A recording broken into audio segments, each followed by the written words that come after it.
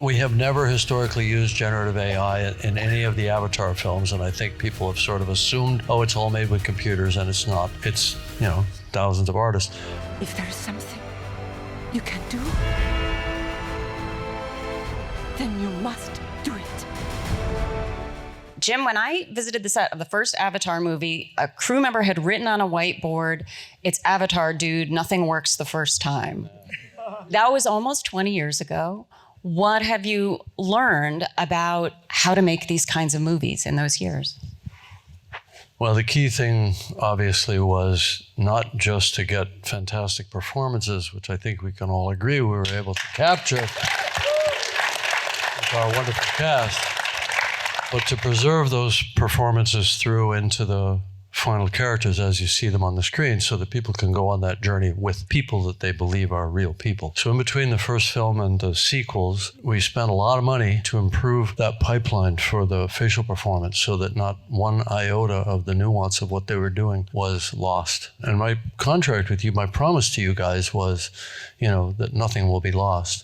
And it isn't. And I think you do go on a voyage with real people in the film. Oona, you're the newcomer here. Did you get any particularly helpful pieces of advice about how to step onto an Avatar production? One of the first pieces of advice that I felt really helped me was actually Sam saying, "You're always in a close-up." It's 100% close-up 100% of the time. And I was like, okay, that's really cool. And then really less advice, and it was more just observing like Zoe and Sig and, everybody that had been in the process, the troupe as well, the incredible troupe that we have, and just observing them as they worked. And I would kind of be like a fly on the wall in a lot of other people's scenes so that I could learn that way. And they're masters, and they really helped me. Sam, that is a really helpful tip, that you're always in a close-up. What has it been like for you to stay with a character over this period of your life?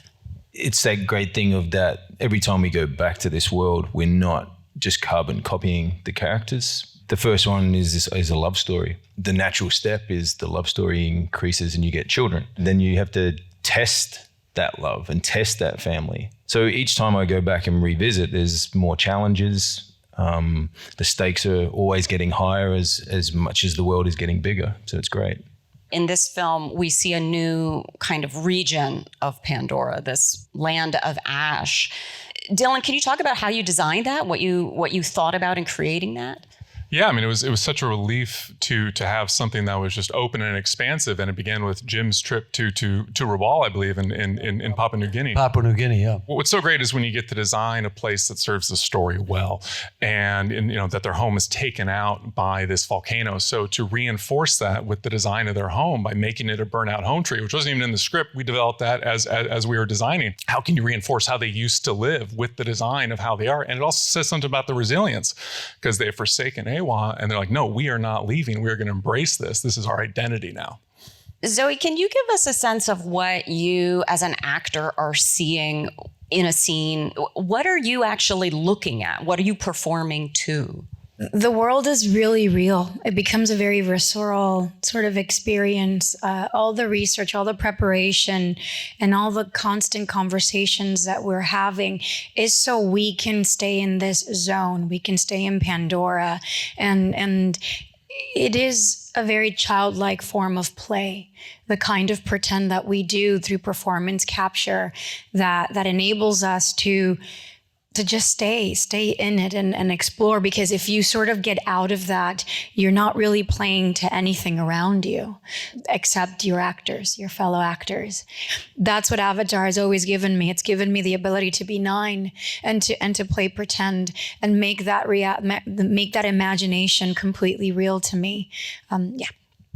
Sigourney, Curie is in so many ways different from a lot of your signature characters, a lot of the kind of alpha women you have played. She's very soulful and sweet.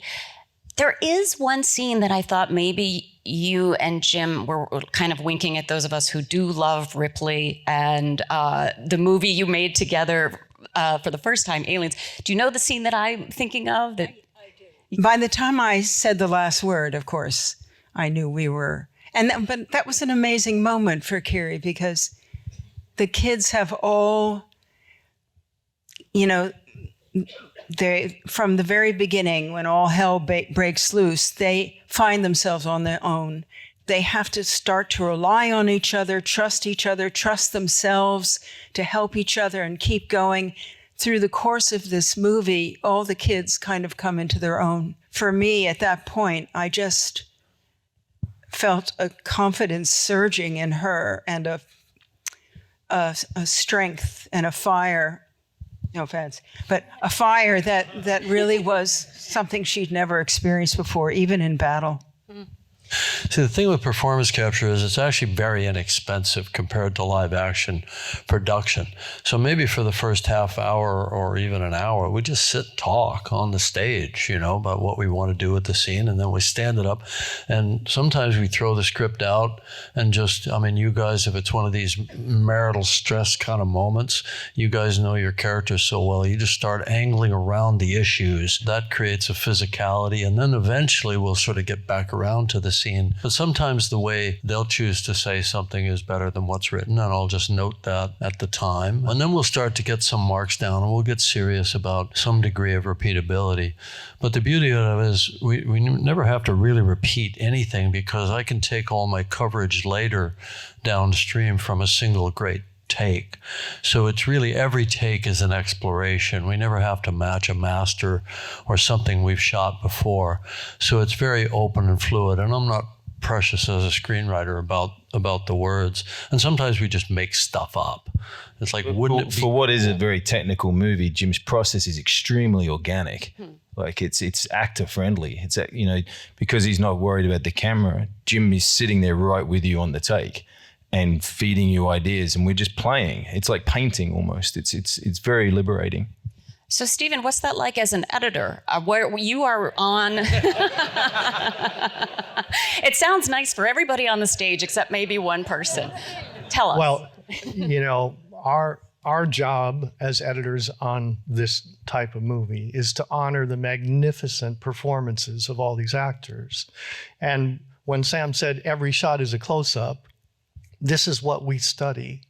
Jim and the team of editors review very carefully and pick the very best performances from everyone. And we put that together as a first cut of the film. Once we've arrived at the very best of everyone, we create the files that are used to shoot the virtual camera that make the shots that go into the movie. It's a two-step process, and it's all about honoring the performance and being true to it. It's kind of nuts because everything is shot twice and edited twice. It's kind of takes a while. It's a bit of a protracted process, but the thing that works in my brain is I get to be 100% a writer-director working with the actors, and then they go off to their other films and their lives, and then I work on the cinematography and the editing with Steve for like 3 years. Because you've always been so forward-thinking about the use of technology in your films, how are you thinking about AI as a filmmaker and how it will impact you and all of us here? I'm intensely ambivalent. So we have never historically used generative AI in any of the Avatar films, and I think people have sort of assumed, it's all made with computers, and it's not. It's, thousands of artists. However, that said, and I'm intensely opposed to, replacing actors. That's anathema to me, replacing writers, all of those things, because the unique lived lens of human experience is the idiosyncrasies that an individual writer or actor or filmmaker would bring. When you feed in the training data based on millions of images and thousands of performances, you're going to innately get mediocrity. You're going to innately get an average value. It may be plausible, but it's average. And we don't fight for average, guys. I mean, we fight for unique. So I'm opposed to that, but I do believe that there may be ways that generative AI genie can be tamed and used in more conventional workflows that are from starting with actors, and can be used constructively in filmmaking, but I'm not the expert. There are probably people in this audience right now that have used it. I haven't used it, so let's talk about that again in a year when I've got a chance to investigate. Yeah. Well, I thank you guys so much for being here, and I thank you for being here. Good evening.